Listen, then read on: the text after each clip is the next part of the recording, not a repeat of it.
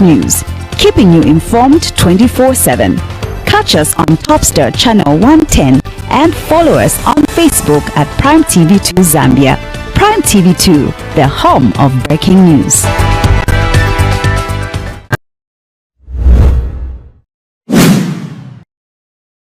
Hi, my name is Constance Nalishewa Mleawe, the mayor of Livingston. I also happen to be the 8th wonder of the world, and you are watching Prime TV2.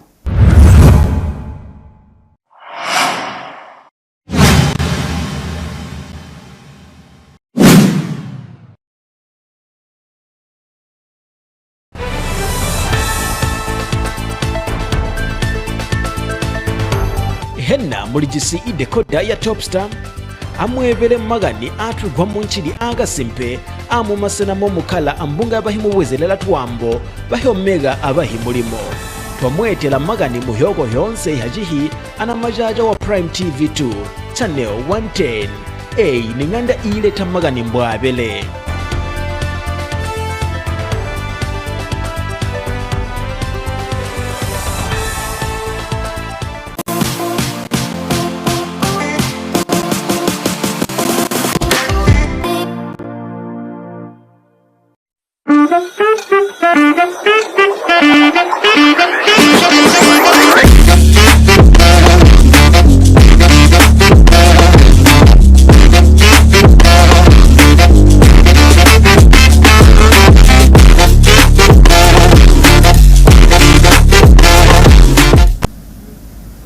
A lovely good morning to you, our dear viewers. Thank you so much for joining us on yet another exciting edition of the Sunrise Breakfast Show right here on Prime TV2, the home of breaking news.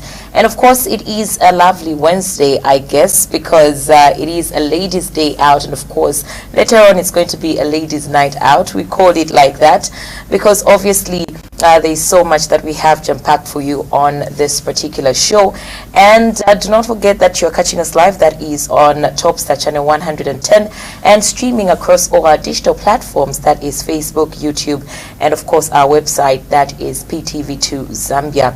And my name is Rhoda Mlenga. As always, we bring to you nothing but the very best of the morning vibes just to set the tone for the entire program. We will be having an interesting discussion later on, as you know that the 2026 general elections are slowly approaching, so we also need to find out what exactly is happening in different communities and you know what some aspiring candidates are also aspiring to be doing in these communities as the people who decide who to vote for next. And you can always participate on our program by simply sending your messages and your contributions, that is on our a live feed on Facebook, and telling us what is happening in your community this morning. Is it business as usual? Is something extraordinary happening that you want to let us know about? We do know also that there's so many challenges that different communities are facing, and you probably want to talk to us about it this very morning. We'll be having a look at some of the stories that are trending in our news, and of course just knowing what's happening around the country, the state of affairs. Currently there's so much that is happening, and obviously as the home of breaking news, we want to just make sure that you get a glimpse of what exactly is happening. So we do start our program with updating you with what is happening around the country. Now, 259 people have been arrested in connection with the mob killing of a 46-year-old woman who was accused of causing men's private parts to disappear in Kisasa Market of Kalumbila District in Northwestern Province. Now, residents of Lusaka's Kawata site and service have also urged the local authority to stop the illegal construction works taking place on Powerline Reserve. And also in other headlines, the University of Zambia Professional Staff Union says higher education loans and scholarships board owes UNZA about 115 million kwacha as staff benefits backlog rises to 1.3 billion. So now let's get into details. Police in Northwestern Province have arrested 259 people in connection with the mob killing of a 46-year-old woman in Kisasa Market of Kalumbila district. The victim was allegedly accused of causing men's private parts to disappear, an allegation that has sparked violent attack. And Provincial Police Commanding Officer Brighton Siwale confirmed the arrest, describing the operation as successful, adding that the suspects include 163 males and 96 females. Mr. Siwale has disclosed that following interviews, the suspects will be formally charged with various offences, including murder, assault on police officers, malicious damage to property, and riotous behaviour. Jackson Mwansa has the rest of the story.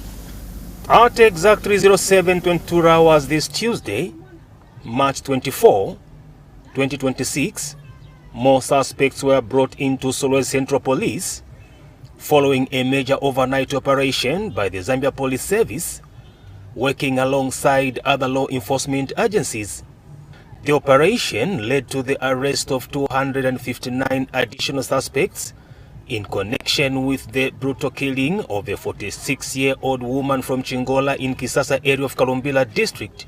Northwestern Province Police Commissioner Brighton Siwale has confirmed the development. Our officers moved in last night and they conducted a very successful operation, which operation resulted into the apprehension of 259 individuals,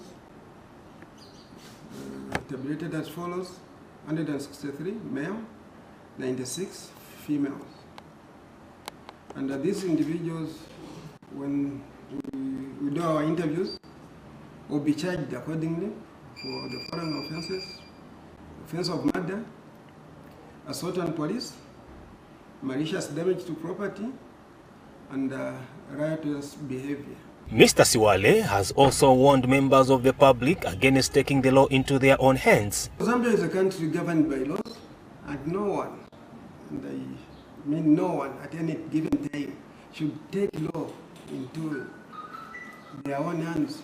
Meanwhile, Solwezi West Member of Parliament Nicholas Mukumbi has appealed for swift action from law enforcement agencies, while a Kisasa youth, Emmanuel Nkole, has condemned claims circulating on social media suggesting the killing was tribal. Young girls picking rocks, young boys picking rocks and sticks to kill a human being. So how can that be happening in modern society? We condemn such, and we want to appeal to all law enforcement agencies. They need to move in with speed. The law must take its course. As things stand, we are 210,000.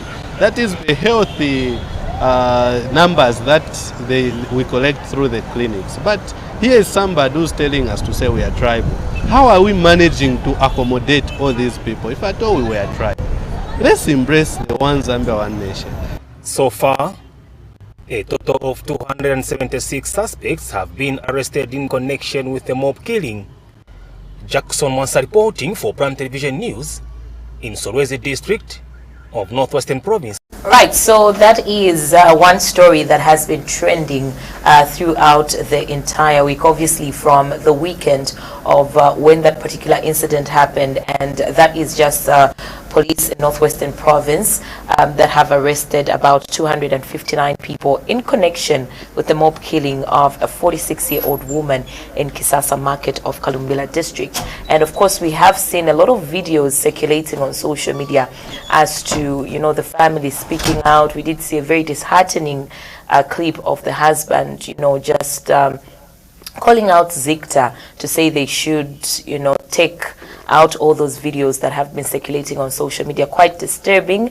I think nobody would want to see their loved one, you know, being killed in such a manner. It's quite disturbing because at the end of the day, the kids will definitely come across those videos and, you know, be traumatized for the rest of their lives. And we've also seen videos circulating of some residents in Kalumbila, you know, of Kisasa fleeing their homes, you know, because police, were everywhere arresting people in that area. But like we said, it's a Women's Wednesday today, and of course I'm joined by Namangolo Amshukabanji, who's always showing up on different occasions, not regularly, but on special occasions.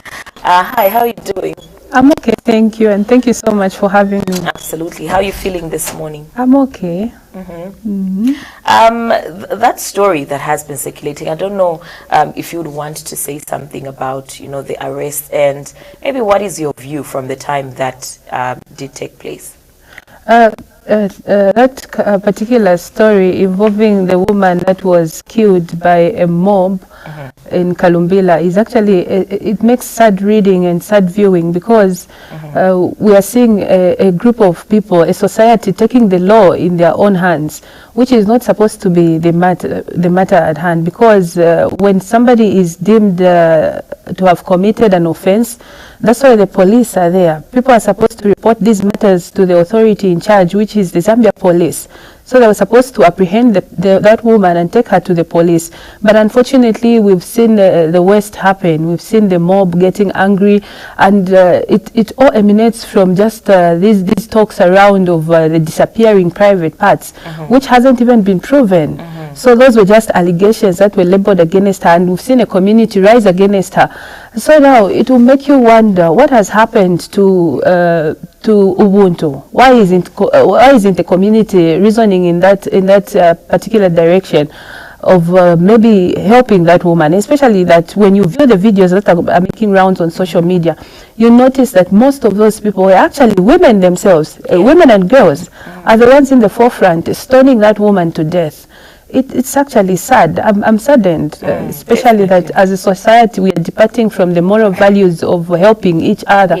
Even if somebody has been accused of committing an offense, that's why the police are there. So it's good that some people have been apprehended, and now justice should take its course. Absolutely. And we should also, acknowledge the fact that in as much as we say social media has caused a lot of damage than good, we're looking at it on the good side, because if these videos weren't taken, a lot of people wouldn't even have known about the situation. There has been a lot of videos circulating and people identifying culprits on social media and posting them on Facebook, and letting the police know that they have a job to do. And I think that has really helped a lot. And what we should also acknowledge is that a lot of groups, a lot of organizations and individuals with influence have really spoken out, about this issue. That was an innocent woman that was killed. She's left behind children. She was the breadwinner. She was taking care she was taking care of other relatives as well, apart from her own children. So it's really sad that such has really happened. And this is not the first incident that we are seeing from, that district. There's a lot of incidences that we can point out from the past, and it just gives us a lot of questions to say, what is really happening to humanity? Do we love each other as a nation, without even proof, without even considering the fact that they, should have taken her to the police for questioning, or just protected her. Like you said, there's a lot of women that we did see in that video, and it's quite disheartening that the women were in the forefront, to stone her or beat her or whatever that they used in that incident. But it's quite sad, and we're so grateful that we have seen the police act, and arrests are already being made. But also moving on, we do have quite a number of other stories that are trending in our news today. Some residents of Kabwata Site and Service in Lusaka have called on the local authority to halt ongoing construction works taking place along ZESCO power line pylons, and the residents who spoke to PTV2 News expressed concern that the land in question is a designated reserve area meant for electricity infrastructure and should not be developed. They further noted that the same stretch of land accommodates underground water pipes supplying nearby households, warning that any construction could disrupt essential services. You did, do that report, and we do have more details.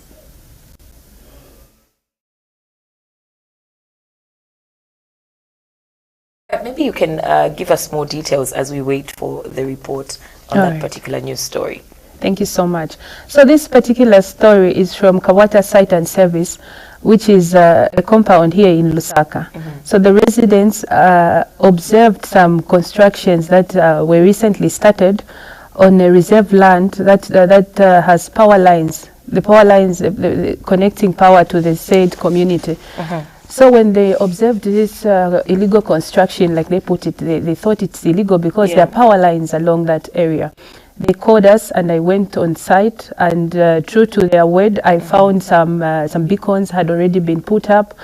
And on site, I also found some certain individuals. They were just men who were not in any party regalia, but they were just men, strange men, just hovering around the area. And immediately they saw me, they approached me and asked me what I was doing.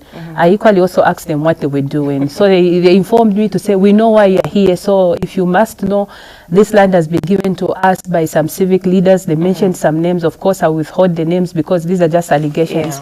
So they mentioned this land has been given to us, so we're selling it off to some private individuals. I questioned them to say, but there are power lines here, and there are also water pipes that are being put up that supply water to the community. Have you gotten any permission from the local authority to sell this land to private individuals like you claim? They actually harassed me. I was harassed, and then they told me, no, you don't know what's good for you. We are from the known party, so you can't tell us anything. And so when I did that story, I was called by the local authorities from Lusaka City Council, and they told me that council police is actually going on site, and they went there and they demolished the said beacons that were put up.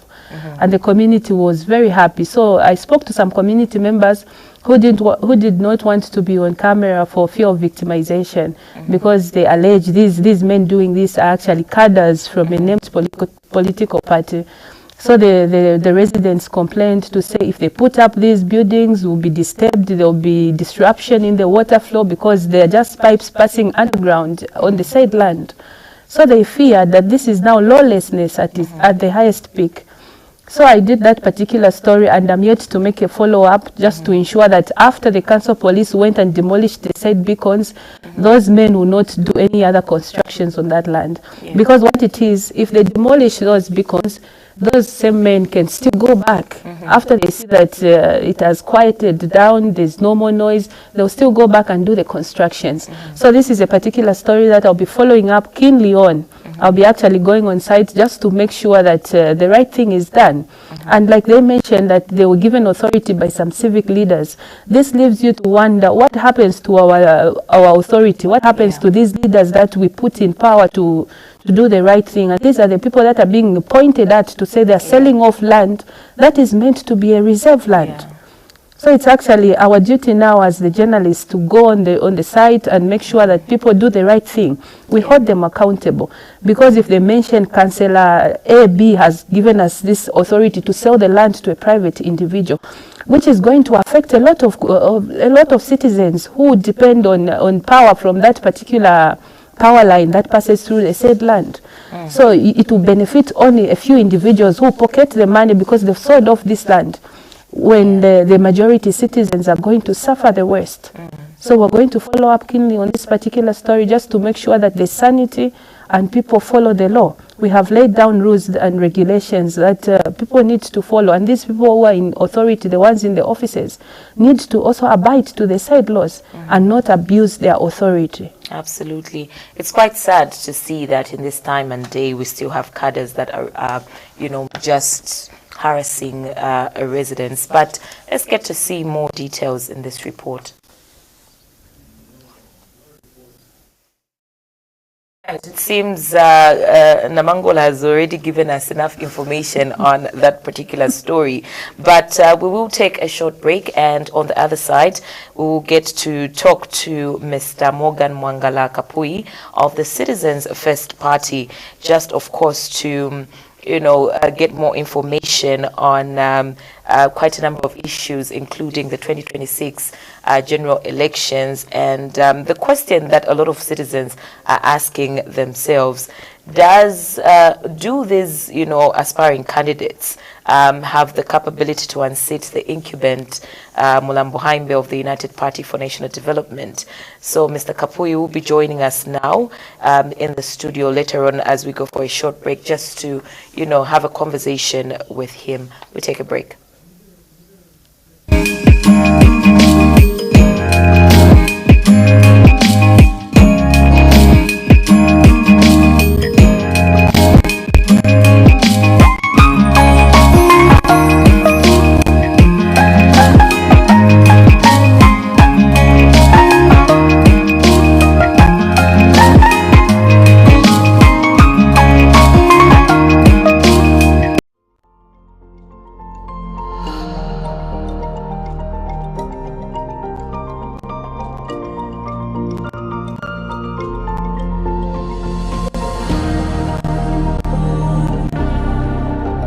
What do we stand for?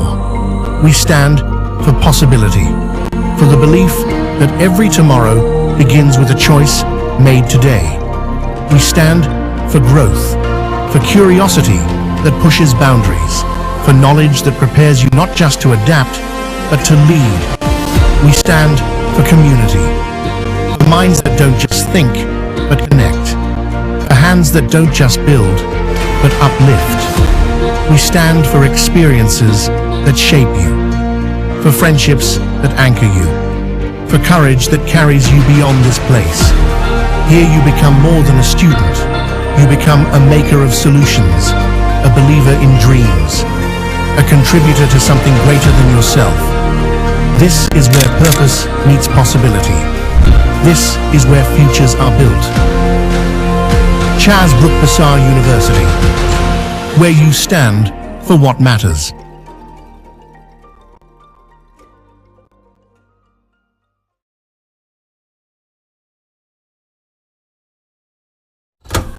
Early in the morning, fire on the stove, love in a pie, that's the life we know. From the fields to the table, every bite it shows. Primarily me, the taste of home. Primarily me, the taste of home. Primarily me, the taste of home. Mama in the kitchen, we never eat alone. Primarily me, the taste of home. Primarily meal, pure, proudly Zambian, the taste of home. Before 2022, millions of Zambian children stayed home, not because they didn't want to learn, but because school was unaffordable for many families. Today, things are much better. No more tuition fees, no more PTA fees, and no more examination fees.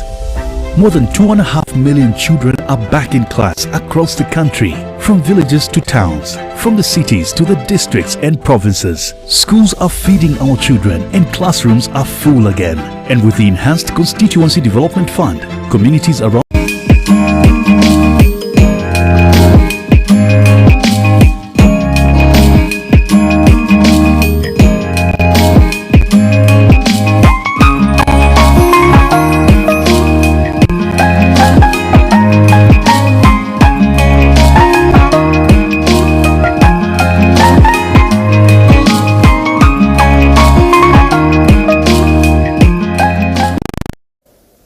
Right, so with just 5 months remaining before Zambia heads to the polls on the 13th of August 2026, the political landscape is heating up with candidates positioning themselves across the country.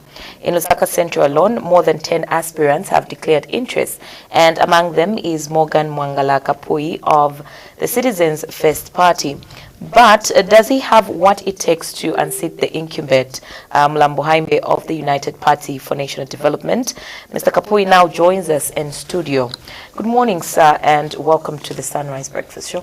Good morning, and thank you so much. Okay, how are you feeling this morning? Oh, it's a great morning, just starting the day, and we're hoping for the best, and I feel good. Yeah. All right, so for viewers who may be hearing your name for the very first time, who is Morgan Mwangala Kapuyi beyond politics? First to start with, Morgan Mwangalakapoi is a Christian. He's a born-again Christian, and I'm a community-oriented person. I've worked with so many organizations, and currently I'm actually doing my LLB. I'm in my last year. Yeah, so according to the last act, I'm a lawyer. So beyond that, I'm a very serious and focus-oriented person, and I believe in leadership, and I believe leadership is about service. So basically, that's what I'm about. Okay, so now you are stepping into a constituency currently held by a sitting minister. What specifically, convinced you that now is the right time to challenge the status quo in Lusaka Central? So I have lived in Lusaka Central for quite some time. I think I've been in Lusaka Central for over 25 years. And having lived in there, I know the challenges that people face in Lusaka Central. So, having experienced the challenges and having been affected by the issues and the problems, challenges that we are facing in Lusaka Central, I felt this time was actually the right time. And for me, leadership, it's actually a calling. So it was the right time for me to step up, because I saw that there was a gap. Really, there's nobody to come in and be as a voice for Lusaka Central, and there will never be a better time as this. Yeah, and for me, I've really interacted, and I've moved around with the grassroots, and I see what people are crying for, what we have been crying for, and coming from Lusaka Central itself, it puts me in a better position to actually come up to contest for leadership, because for me it's not about politics, it's about leadership and offering a service that is going to actually affect the livelihood of the people. And that has been the missing link between people and between leadership and the people of Lusaka Central. Okay. Now your opponents will obviously point to visible infrastructure and CDF-backed projects. Are you saying those efforts are insufficient, or do you believe that they have been misdirected? In regards to that, in terms of development in Lusaka Central, I would say, if I'm to give it a percentage, if I'm to rate it, it is maybe 2 out of 10. There hasn't been visible development in Lusaka Central. If you talk of CDF really, maybe I can, to be fair with the current member of parliament, maybe I can point on 1 or 2 things that they have done. But majorly, the major things that Lusaka Central requires has not been achieved, because development hasn't been felt by the people. We have not felt the development in Lusaka Central in so many aspects, in so many areas. And Lusaka Central is actually a very vast constituency. It's actually a big constituency, which requires somebody who has a heart, who has a vision, and who is focused and who has a heart for the people, and who has the passion to drive and bring development. So despite having a backup of CDF, Lusaka Central really hasn't seen any major development, and this is where I come in as an alternative solution. Okay, so now Mr. Mangala, be specific. What has the current leadership failed to deliver that you would prioritize differently within your first year in office? Right now, I wouldn't say that. Firstly, I would prioritize youth empowerment, because there's been a gap in terms of what the youth have to do. So many youths have been left out. And if you look at what's happening right now in Lusaka Central, just a few days ago, I was in Siliza Ward. By the way, Lusaka Central has got 4 wards. Okay, there is Siliza Ward, Lubo Ward, Independence, and Kablonga Ward. So now I was in Siliza Ward, and if you have to go to Siliza Ward, this is somewhere in Garden Chilulu, North Mid, those areas. If you have to go there and see what's happening to the youths, you would actually lament and cry, because these people have been left with no help, with no voice. And what I'll bring to the table right now, I'm going to prioritize youth employment, youth skills initiatives, training programs, okay, and improved access to political development, strengthening the engagement of resources in regards also to CDF, because CDF most youths have not even really, what can I say? They have not really benefited from it. Yeah. And if you are to tell me to say, out of if there are any youths in Lusaka Central who have benefited, I would love them to come out, or benefited from CDF. Let them come out. But there hasn't been any of that nature. So mine is that I'm going to make sure that the youth are engaged. They're brought they're brought close to getting development that is required of them. In terms of creation of employment with CDF, do you know that we can actually create industries in these constituencies? Because CDF is actually a constituency development fund, meaning that it has to work for the people, and it has to impact and change the livelihoods of the people. So if, for example, we create industries of shoemaking, there are young people, men and women, who will be interested in that. That is another way of creating employment. If you talk of maybe, creating an industry that will be making, for example, drinks. So all these are initiatives that I would bring when we put into Parliament. These are things that I'll lobby for and implement them, so that the ordinary Zambian, the ordinary woman, the ordinary man can benefit from it, rather than having told there is CDF, but nobody's actually benefiting from it. So instead of it always going back to the central government or central bank, let it work. Now, critics might say opposition candidates often promise more than they can realistically deliver. What makes your promises credible and not just campaign rhetoric? So, mine is credibility. Okay, mine is accountability and implementation. Right now, people are tired rather of promises. There have been promised a lot of things which have not been done. When people want to come into power, people are tired of I'm going to do this, I'm going to do that, and then when they get into power, nothing happens. So, with me, according to my track record, I am a people person. I work with the young people. I've worked with the men. I've worked with the youth. I've worked with the women, and my track record shows that I am a person that sees to it that people are helped.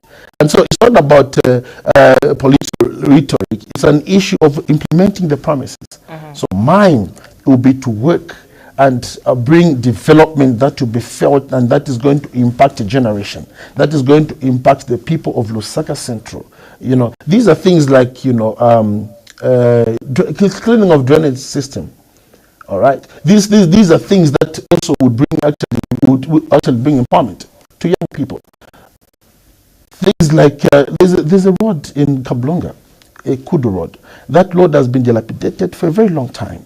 Each time when there's a rain season, like it is right now, it's always bad. The reason it is because water. This is a road. I don't know if you've been there in. Between Mama Teresa and Mtendere, that area there, it has been bad.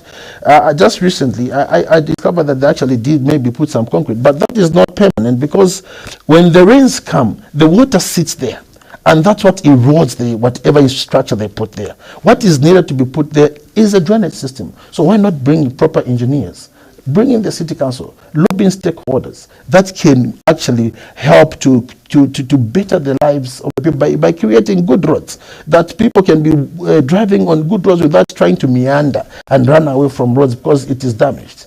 So mine is to implement and see to it that employment is created for the young people, for the women, even for the men. You know that we've got carpenters who actually do carpeting and metal fabrication. And talking about metal fabrication, let me be fair with the UPND, is that they've brought about free education. Of course, free education has been there maybe even in the times of PF, all that was from grade 1 maybe to grade 7. So the UPND have actually taken it to maybe up to secondary level. So meaning that and then the classes are so much flooded, meaning that there's a shortage, because on desks you find there's so many children sitting on one desk. So why not empower the computers and the warders by giving them projects to make desks?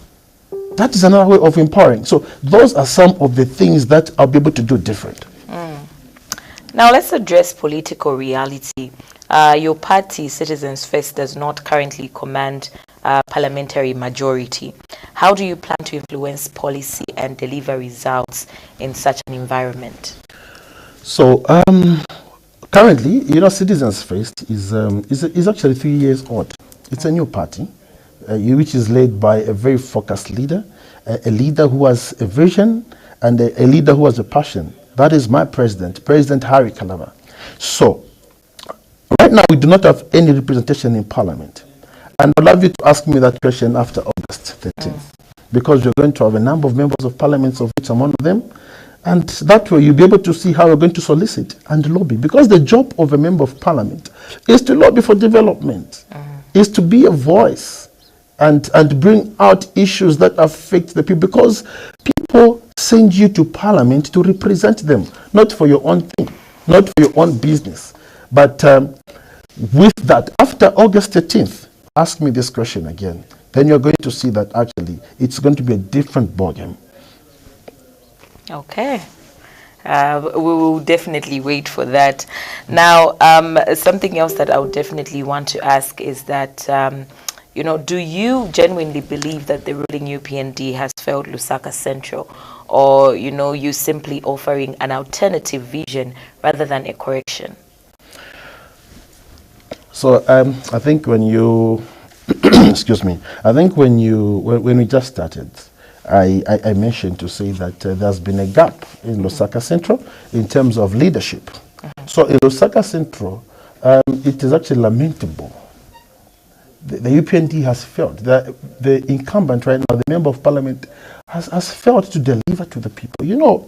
People are looking for somebody who's reliable, somebody who's available for them, somebody who's going to mourn for them in terms of bereavement, somebody who's going to offer comfort, somebody who's going to be there, and when they call you, you respond and you quickly appear, you show up. Sometimes you could be busy, but eventually you have to show up to show that you are a person who is for the people, of which this has not been happening. So what I'm going to offer right now, what I'm going to offer when we get into parliament is the availability. I'll be there for the people, regardless of how busy, regardless of how tight my schedule is. I shall always find time to visit my people of Lusaka Central, because this has been the missing link.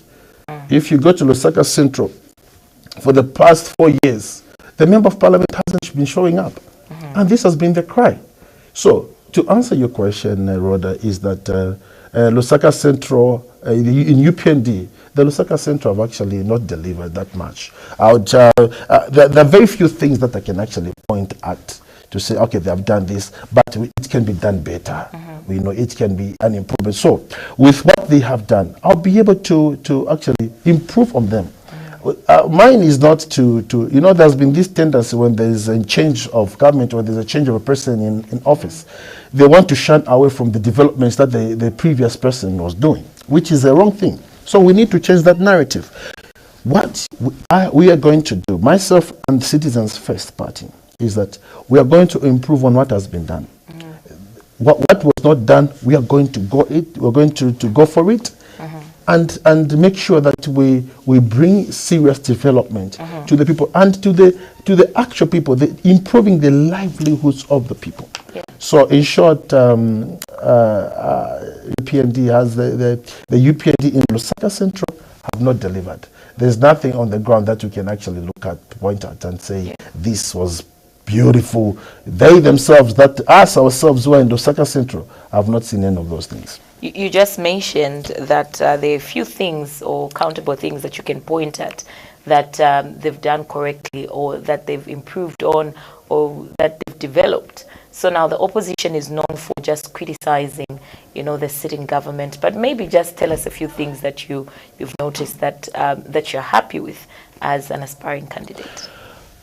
Thank you so much. To start with, it's actually very difficult really to point out at some of the things. But you know, water sanitation has been an issue in Lusaka Central, particularly Bowling. Water has been an issue in Bowling, and that has been there for a very long time. So right now what is happening is that there is an organization which was brought on board, which is actually trying to put up pipes to ease the lives of the people by having water. So that itself is commendable, but it has taken too long. We could have done better. These are the things that should have been prioritized from inception. All right, and then Lusaka Central, there is they did a two-story building at Bauleni Secondary School, which really took forever to be done. I've taken note of that. It is a good thing because it's going to make the lives of our children better. Because in Lusaka Central is Takamado and Bauleni Secondary School. So now, looking at the population of Bauleni, it is too much just to only have two schools. So why not create more schools? Why not build more classrooms that will be able to accommodate, to stop our children from going to other, for example, to stop children from Bauleni from going to Nyumbayanga. They have to cross the road, and you know Leopards Road is a very busy road. So many things. Why not create more classes? Build, I can point out. In the entire Lusaka Central, there isn't much really, except the few that I've actually highlighted. Okay. Now, Zambian voters are increasingly demanding accountability. What measurable benchmarks should constituents use to judge your performance if elected? That's a very beautiful question. I love it. So, mine will be job creation. They should judge me. But now, right now, we're going to have an MP sitting on the committee for CDF. Before then, there wasn't an opportunity really for a member of parliament to even have a say, but only to watch from afar.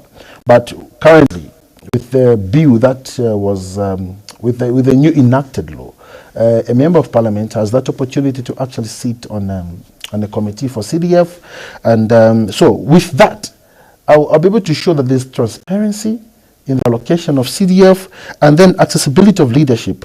So people must be able to access me at every given time. Bafunika, they are supposed to reach me at any given time. I should be accessible. I shouldn't be like, it's difficult, you know, because you're not a member of parliament, they can't reach you now, you have to go through this channel. But right now, people can call me at any given time. Even right now, as I was coming to the station, people are calling me. Why should it change when I become a member of parliament? It actually should even be better, because that time around, we're going to have more access. People should be able to access me at any given time. You know, it is through phone calls. There's an office for every constituency through that office. And for me, I'll be making sure that every week I have time to meet my people of Lusaka Central. Because I have seen this work. I've seen work with other people that have gone ahead of us. I wouldn't want to mention names here, but there are some members of parliament. Accessibility, transparency, accountability. I also believe in integrity. Things must be done right, regardless of party affiliations, political affiliations. Everybody should be able to benefit from the developments that are coming in a constituency, whether you are UPND, you are PF, you are CF, you are whatever. You are supposed to benefit because you are a Zambian citizen, and any development that comes in, it is the citizens who are supposed to benefit. So those are some of the things that actually they should be able to judge me of, and they'll be able to see for themselves and that we have delivered. Okay. Now, there's often concern about political consistency. What has your track record professionally or politically shown about your ability to deliver under pressure? So, you know, I'm a professional, and I've already been exposed to things that actually demand attention. And for me, pressure, it is actually one thing that actually drives me to even work hard. It's some sort of a motivation, you know. So working under pressure, it is something that causes me to even work harder. So the consistency is actually something that was built in me. I've built a reliable reputation and solution-oriented that is going to guide me moving forward. So most of our friends or most of our people that have gone ahead of us, they really lack consistency. Today they are going to say this. Today they show up. They stop showing up. It is because they're not focused. So with mine is that I'm going to hold the bull by its horns without even looking back. So reliability is one of those things that I'm going to bring to the table. Yes. Now, young people form a significant portion of Lusaka Central. What concrete opportunities will you create for them beyond, general promises of empowerment? The issue is what young people want is something to do. Most of the young people that we have in Lusaka Central, that's why you find that they're always just moving up and down aimlessly because they've got nothing to do. These are young people that actually, come from grade 12. There's somebody that's finished their grade 12. Others are privileged to go to university. But after that, there's actually nothing to be done. What do? They just start languishing in their compounds.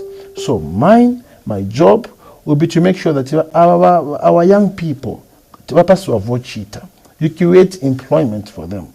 You give them skills training. You support their business startups. You empower them with businesses. You talk of the women.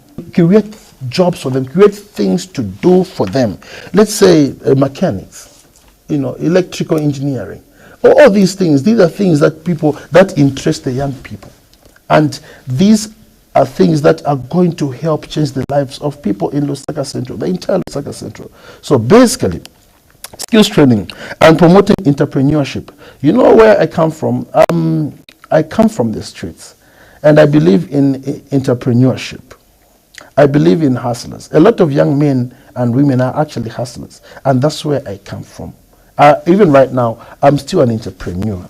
So why not empower them? I know what they go through, the challenges that they go through, because each time a young man wakes up in the morning, they think of, what am I going to do? Others have got families, others have got things to do, but there isn't much for them to offer to do because they do not have that opportunity. So if you're an entrepreneur, you are a hustler, you are somebody who hustles day and night, always looking for things here and there, you have got your man here. I'll see to it that you are supported, you are empowered. Startups are given to people. So these are some of the things that I'll be able to focus on and prioritize. Mr. Mongala, if you are not chosen, this year, what does that mean for your political journey? Is this a long-term commitment or maybe a one-time bid? So, if you look at me, I'm not an old man, I'm still very youthful, and my political career has a very bright future. And I've got so much to offer to the nation, and mine is a commitment to save. Win or lose, I'll be always there to save. I'll never leave the ground, because the Lusaka Central are my people, and the sufferings that people are going through in Lusaka Central, I am part of it. I come from them. And I'm with them. So mine is a long term. It's a calling, like I said earlier. It's a calling. This is my livelihood career. This is what I'm born for. Leadership is something that has been put in me. It is something that God built in me, something that God engineered in me. So I've not started now. Politics have actually not started now. I started when actually very young. So it is on a time like this that I've decided to step up into leadership. And I'm actually doing this with a very great man, President Harry Kalaba. He's a great leader and a great mentor. So I'm under leadership. I am under authority that is there to actually mentor me and guiding us all the way. So basically, win or lose, this is a long-term commitment. You know what the commitment is? It's because you've given yourself entirely to this program. So my political career is actually very bright. So this is not a one-term thing. We are still here. All right. What would be your message this morning to the people of Lusaka Central? The people of Lusaka Central deserve better. The people of Lusaka Central have been left like orphans. They have not had a voice. They have not had anybody to look out for them. They have been left out in terms of development. They have been left out in all economical benefits that come with the constituency. And my message to them is that Lusaka Central, you have your man. This is not somebody whom you have to go to and start telling them to say, oh no, what you're going through is this and that. I already know the things that you're going through because I am part of you. I come from you. Mavuto yonse metipi tawe mu Lusaka Central mucha tiaziva. Kambira kuli ma youths wafana kefika azimai na azibambo. Aja mavuto yonse nyozibika, and mine is an alternative solution. Mine is to bring a solution to the cries that you have been having. So mine is that I'm going to be available for you. I'll be there for you at every time. I'll mourn with you. I'll cry with you. You know, when you call me, I'll be available. I'll show up even on critical times. So people of Lusaka Central, this is the time, and opportunities are coming. Better days are ahead of us. And I'm looking forward to interacting to this. Today, I'm actually going to interact with a few more people in one of the wards. I'm not going to say, but these are just structural mobilizations that we're doing as a party in readiness for the August and in readiness for the campaigns to open up. So we are just solidifying ourselves. And people of Lusaka Central themselves, they know who the right person is. Do not be taken, do not be swayed away by those people that come to you with gifts, that come to you with money. When they bring money to you, eat that money, get that money, but do not be bought. This is what I can tell you, people of Lusaka Central. When they bring you t-shirts, they bring you chitenges, they bring you whatever gifts that they're donating to you, get. But you know what you're doing. These are people that have not been there for you. You know who's there for you, and you know who's buying. Lusaka Central is not for sale. So there are some people that believe if they go around the constituency donating things, giving things to people, and they think they'll have it easy. It's not going to be that easy because people know what they want. People have made up their minds. They are looking for an alternative. And an alternative is seated right here. My name is Morgan Kapui. So Lusaka Central, you are safe in the hands of Morgan Kapui with the Citizens Face and President Harry Kalaba. Thank you very much, Mr. Kapui, for coming through to our Sunrise Breakfast show this morning, and we wish you all the best. Thank you so much. I'm truly grateful for hosting me, and I'm looking forward to many more of these interactions. Absolutely. And there you have it, our dear viewers. That was Mr. Morgan Mwangala Kapui, who is aspiring member of parliament for Lusaka Central on the Citizens First Party ticket. We do continue with our Sunrise Breakfast show, and in other news stories this morning, Kwalombota Mwanangombe reports that the Southern Water Supply and Sanitation Company has attributed the ongoing erratic water supply and brown water being supplied in Livingstone to high turbidity levels at the Zambezi River raw water intake. And SWASC Regional Manager Chimunya Habenzu says rising water levels in the Zambezi River have forced the shutdown of one of the pumps at the intake point. Mr. Habenzu also explains that when water levels exceed normal thresholds, the treatment process becomes difficult due to increased turbidity affecting overall water production. We do have more details. In the recent weeks, some parts of Livingstone have been experiencing erratic water supply from the Southern Water Supply and Sanitation Company, SWASCO. Some residents have complained of the water coming from their taps of being brownish in color, sparking public concern. We haven't had water for close to 2 months now, which is really a problem, especially for a setup like this in an urban area, because even if we want to answer the call of nature, we have to use water. So it's really hard for us to survive without water. Yes, actually the bill was sent, I think on Friday. Why are we receiving the bill when we haven't had water for close to 2 months now? Actually brown. I think in the pressure me because man's lokotikumwa I na dot are brown. As you have seen paja pwe kulidi mwekuonekera pa pompi. It's brown. So we are appealing, please. Basi wasiko bashite bwanji. Endese kupanga ko edge kuja tapempa. But the water utility firm, the Southern Water Supply and Sanitation Company, through its managing director Chimunya Habenzo, says water turbidity in the Zambezi River has gone higher than usual which has led to difficulties in the production process, leading the company to shutting one pump. This time of the year, the turbidity actually has gone higher than it has always been. So it has gone as far high as 106 NTU, which is too high for us.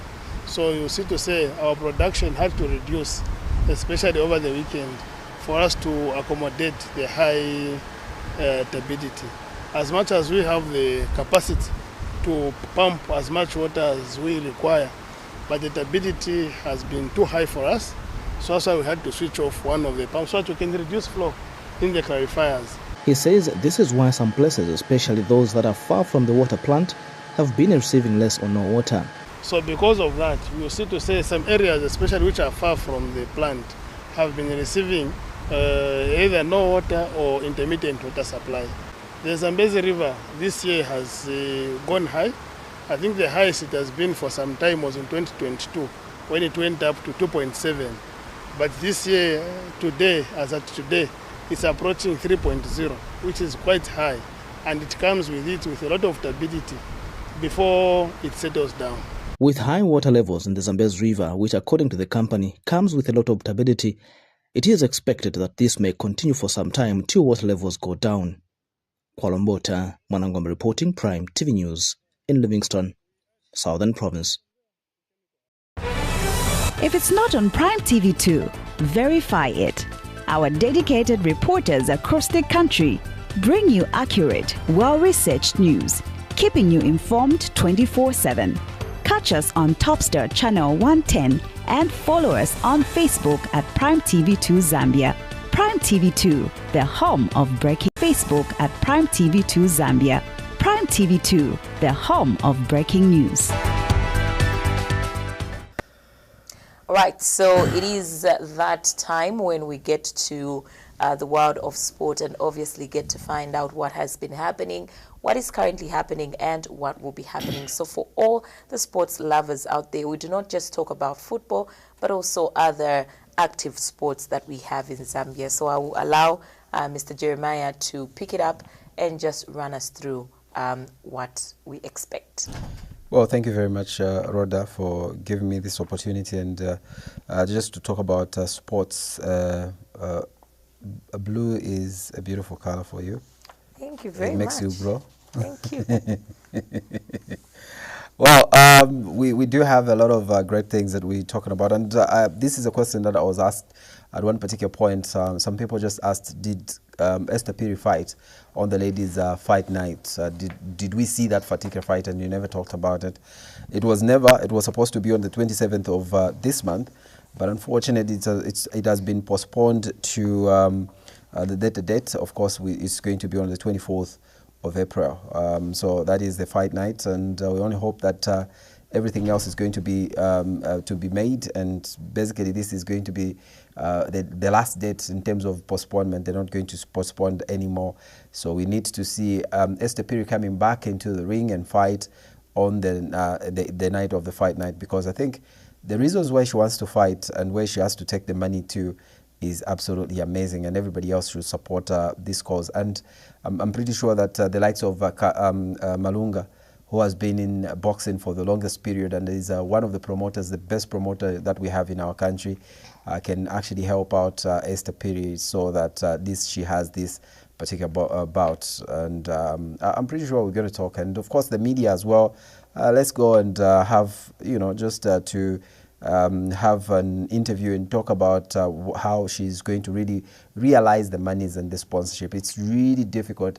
The time that I actually got into getting to know how the promotions are done, it's a lot of work. You don't sleep at all until that night when it's actually done. That's when you really breathe a sigh, and of course just make sure that you have it. So it's a difficult venture. It's a difficult thing. She needs a lot of people. She needs us Zambians so that we see how she's going to get back. Anyways, away from there, we do have the automotive or the Mood Cup that has come through. So many great fixtures that we're looking at, and some of the fixtures, 2 fixtures were played yesterday, and we're looking forward to more fixtures today, and going forward, some of the fixtures that will be coming through. Those are the fixtures and I'm pretty sure that everybody else can actually look at those fixtures, some of the greatest fixtures, and the matchups that will be happening, especially in as far as the games are concerned. So we did see Lusaka Automotive play against J&J Stars, as well as Kafio Celtics play against CSS Petauke. Those games were played already, and we should see some of the other fixtures that will come through as well, that will be played today, and of course we'll have so many of those other fixtures. And the results that came through from the fixtures that was played yesterday, these are some of the results. Kafio Celtic managed to win their game 2-1. Kafio Celtic, actually Green Buffaloes managed to win their game. And Green Buffaloes have been outstanding, really, in this particular tournament.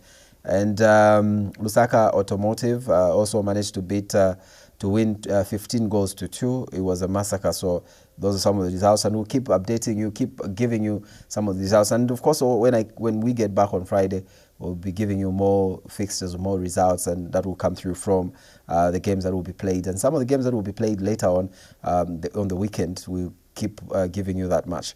Coming through to what really transpired, first of all, we have to start with this. It's netball.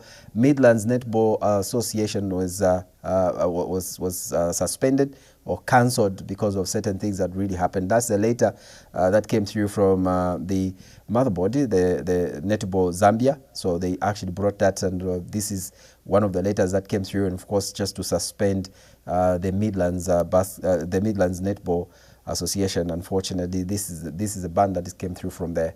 And away from there, we do have Chintu Kampamba picked as an assistant for Forest Rangers, and Boyd Mulwanda is a coach, the head coach, and Chintu Kampamba is coming through as the assistant coach. They are looking forward to making sure that Forest Rangers gets back into Premier League. I don't know exactly what they're supposed to do, but it's going to be really difficult for them to get back. They have to work hard. So many other teams are doing very well. So many other teams are doing extremely well. The likes of Ronnie United have really picked up after the long spell of not having good games and whatnot, but obviously they're doing very fine at the moment. And we've got McKenny All-Stars as well, pushing and making sure that they stay on top of the table. Trident as well is another team that wants to get back into Premier League. They are really playing very good football and just pushing. So they're exchanging on top of the table. Remember that at one point it was Ron United. At this point it was Trident, and then McKenny All-Stars, Trident again, and so many of the teams that are doing very well. So Forest Rangers as well, they just want to get back and get back on top of the table, to get back or in the top 4 so that they qualify back to the Premier League. And we only hope all the best for them, Zafiko, and hope that they will do exactly what they're supposed to do. And finally, we get to the games. Obviously, we know that we've got 2 games that will be, in fact, we've got 2 tournaments. One is a tournament, it's a 4-national tournament, and the other one is just a game against Argentina. Unfortunately, everybody else is talking about the game between Zambia and Argentina because of Lionel Messi and because of the status of Argentina. They are the world champions, and obviously playing against Zambia is one of those good things. And I do remember that on social media yesterday, it was really packed up with a lot of comments about South Africa. The coach mentioning to say they want money. Argentina want money from South Africa if they are to play against them. But the way it is in as far as international friendlies are concerned, if you are going to invite a team to go and play against them, you have to pay them. That's exactly what happens, especially these big teams. So when it comes to Zambia versus Argentina, it's Argentina who is paying for everything. So Zambia is just going to go and play. And we did have some of the players that have already started flocking in.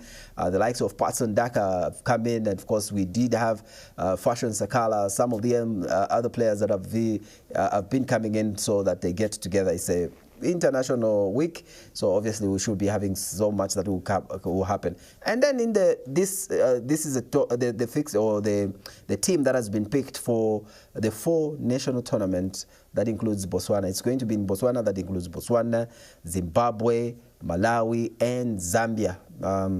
Ajimwene, they say Malawi. Ajimwene are going to be playing in this particular game, so it's going to be amazing to see all these players participating in this great 4-national tournament. So we have 2 coaches, the 2 coaches, the newly appointed head coach and assistant coach. Actually, they're calling him interim coach anyway. So the 2 coaches, they're not going to be together, but they will be separated. One will go will remain with a team that was picked by George Randamina, that is going to play against Argentina, and the other one is going to go to Botswana with this team that was picked, that is also Adumtapa Junior. So this is how it's supposed to be. This is how it's going to be. Let's see how the games are going to be for the teams, and let's support the teams that are going to play in these particular tournament games. So this game is going to be on the 25th. Today, actually, they're supposed to be playing, start this four national tournament up to the 31st. And then we have 31st of March. That's when we're going to have Zambia play against Argentina. And everybody else is looking forward to that. And I know the president talked about this particular game, and he said, look, let's lower our expectations because Argentina is a big team. We've got so many experienced players, and they're the team that have that won the World Cup, so they're the World Cup champions. So obviously expecting Zambia to beat them. Yes, football has got so much, and in football, you never say never. But I think he just said, look, the most important thing is us playing the high quality kind of international games. Playing against Argentina is a dream come true, and we should be looking forward to having so many games. Yes, at that particular time in 1988, when Zambia beat Italy 4 goals to 0, nobody expected them to win, but it was at the Olympics. So let's see how that is just going to turn out at this particular moment against Argentina, and let's see how the boys are going to take this opportunity that they have at this moment, how they're going to embrace the opportunity. Even those that have gone to Botswana, it's also important. They have to really take it the way it is and impress and do the right things that they're supposed to do. Well, this is all we had for you in as far as sports update is concerned. We'll be back on Friday. And yeah, back to Rhoda. All right. What are you looking forward to, for the rest of the week? It's very compact. Like tomorrow, I'm not working. I'm off. Oh, okay. But in retro sense, I'm not just coming here, but I'm still working. Okay. So I have cricket. The cricket team will be traveling to Botswana. So I have to do a lot of interviews, talk to them, and see how they're training. And also I have to have some other interviews with the teams, the national team that is playing at this moment. Futsal in the mix as well. That is tomorrow. All these things I should be doing them tomorrow. Wow. And so many other interviews that I need to do, really. And Friday, coming back, and Friday is actually going to spend the whole day here. In the morning radio, and I have to come here on TV and then go back on TV for sports, my sports show. Saturday I have to be here and go in the field, and so much that will be happening. Sunday, sports, so much sports, so many sports disciplines that are happening around the country. So for me, it's always a busy day. No time for me as well. Yeah.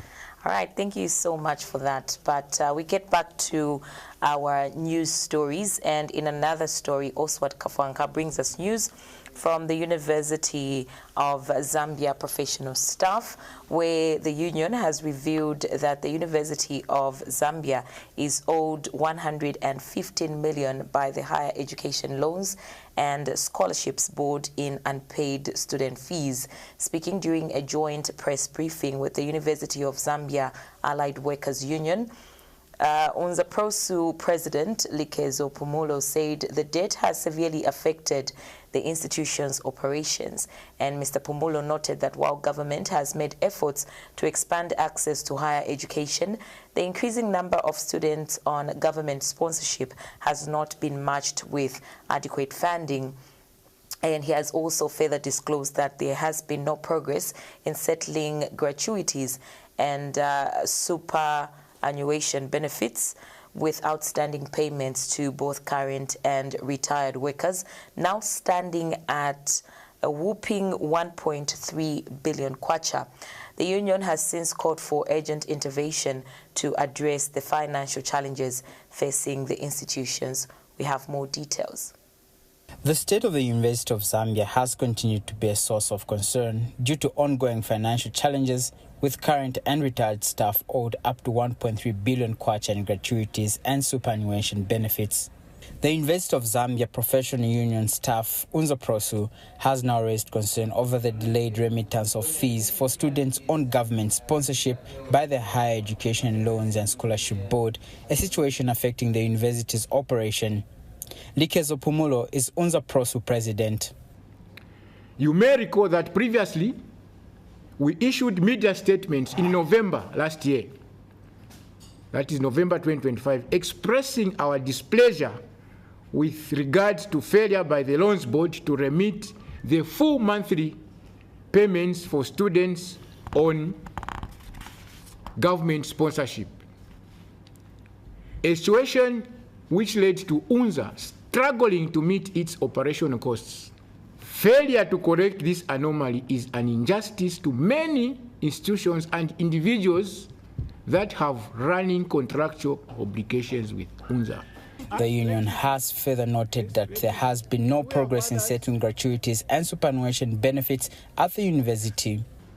But we are aware that members of parliament will get their gratuities in a few months' time when parliament will be dissolved. And yet, UNZA employees are given the immediate settlement of all outstanding gratuities and superannuation benefits, the clearance of fees owed by the Loans Board, and the release of negotiation parameters by March 31st from the Emoluments Commission. We urge the Emoluments Commission to release the negotiation parameters before the end of March 2026. Secondly, we also urge the Higher Education Loans and Scholarship Board to clear all outstanding dues to the University of Zambia with immediate effect. We are in a government that is a government of laws, a government of order, and a government that has direction.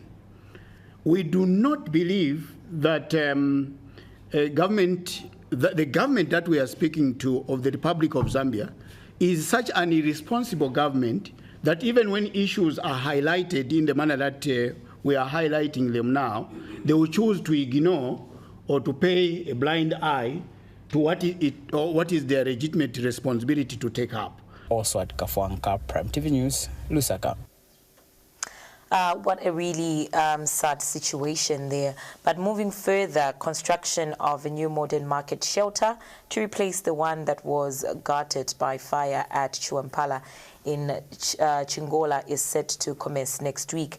Chingola constituency member of parliament 8 million kwacha towards the project. The market. We do have more details in the following report.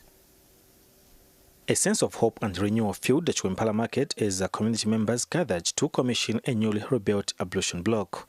The facility, a beacon of improved sanitation, was handed over to the marketeers and to the public, marking a significant milestone in the community's development. Chingola Member of Parliament Chipoka Mulenga, who spearheaded the efforts to rebuild the market, expressed his gratitude to the cooperating partners. Ushakwena ili namba twakwata twalaona ula abagachula libani abagachibani. I want to say this. Yes, I am happy today that we are launching this new ablution facility, but I should have been happier if we never lost it and also added just a new ablution facility. But I'm very, very humbled as Chingola Mayor that we've really delivered to the expectation of the good people of Chingola. The ablution block has been rebuilt by China Copper Mines under its corporate social responsibility program, as commercial manager Simon Jing shares more. We believe that mining should not only be about extracting resource, but also about to invest in the people and community in which we operate. We are part of this community, and when the community faces challenge, we believe it's our responsibility to be part of the solution. The Ward Councillor Rhoda Mlenga spoke on behalf of the marketeers. Ablution block hiyo batupangirira nga Chiwampala mu bantu namubona naye mulimu obusakayinzi iba tupangira teyaba ya kanso the property ya kanso but ya ifo fwe bantu kanshi fwe bantu tukono ko batira ekintu kyalaperwa kuli ifwe tumono ko batusunge obusaka bantu chipe chesu mfuko tukalabofya. During the event, Mr. Chipoka also disclosed that major construction works of a modern market shelter here will commence by next week. Na pene twala kula no kukula kwa pano wane ni mulungu tuleta mpani shibambo kukula next week. Kwa leo neso wa bikira makonteno kumunesa kama nokutira twa makonteno mletwala kwiza muri mulungu leta the next week the council director engineering come here. The director engineering is done with designs bale ambokula kula uku ama shelters mweba kweta makontena monse mugayikwatira mashopu.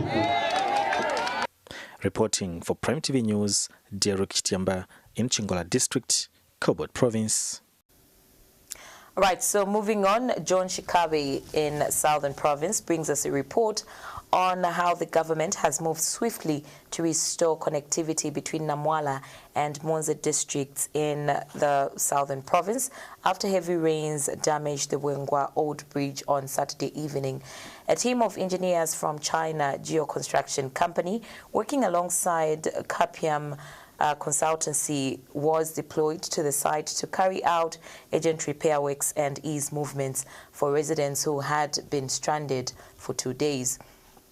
Speaking to the media, Bwengwa Member of Parliament Michelo Kasauta thanked the government and President Hakainde Hichilema for the prompt response in addressing the situation. Hakainde Hichilema for responding in a quickest possible manner to come and work on the bridge, which was swept away by heavy rains. I want to thank the government for a quick response. I thank RDA, I thank the contractor who is still working on the same stretch, Monze-Nico Road. I want to thank them as well. I want to thank the Minister of Infrastructure, the President himself. We thank you, Mr. President, because you have made it possible, okay, for the bridge also to be worked on. It is because of your leadership, your good leadership you have exhibited, okay, towards the activities in this country.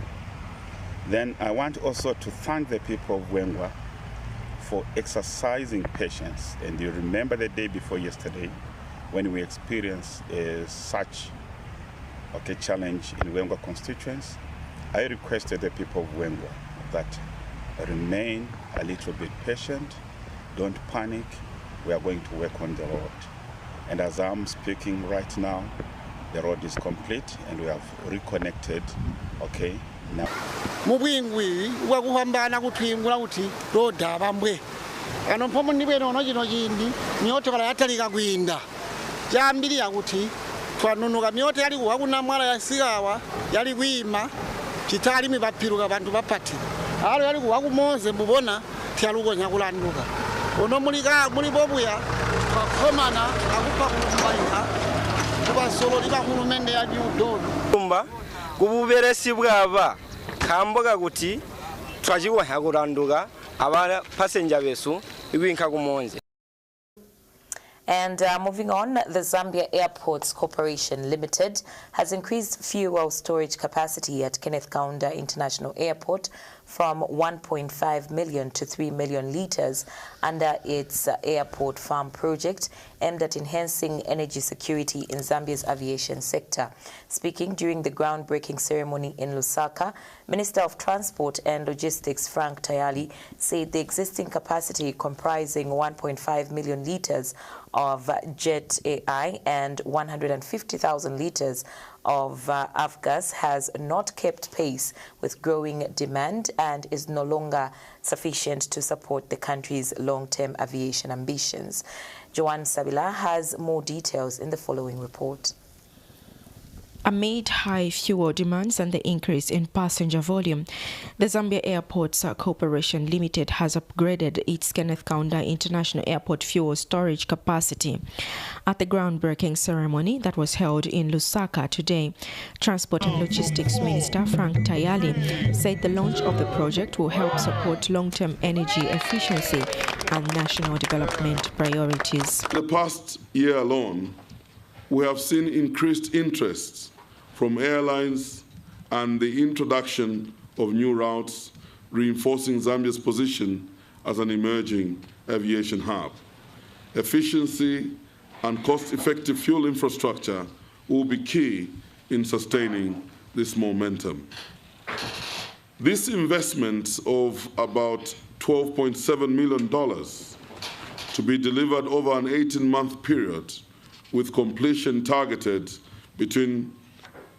for around December 2027, demonstrates a foresight and commitment to the long-term growth of the sector. And the Zambia Airports Corporation Limited says the enhancement of its fuel farm project will go a long way amid increased passenger volume. This project therefore responds directly to a critical operational need. Couldn't have come at a much better time. Unfortunately, the world is going in another direction, but I'm sure with this capacity, it makes so much sense to have this in place now.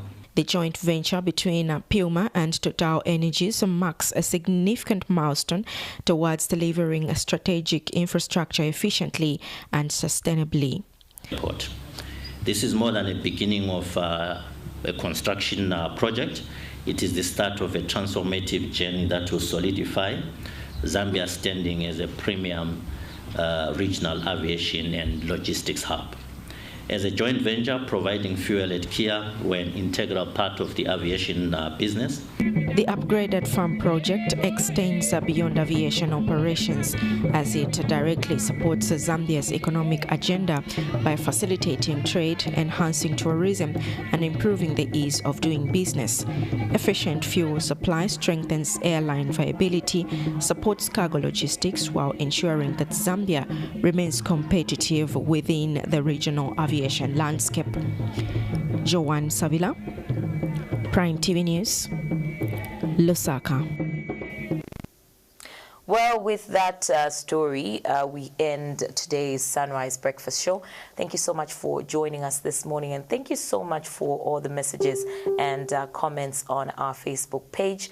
We did have a great time, and do not forget that we still have more updates in our news as we go on with our day. This has been your host, Rhoda Mlenga. Thank you so much for watching. On behalf of the entire production crew, goodbye and God bless. Start your day with Sunrise Breakfast Show.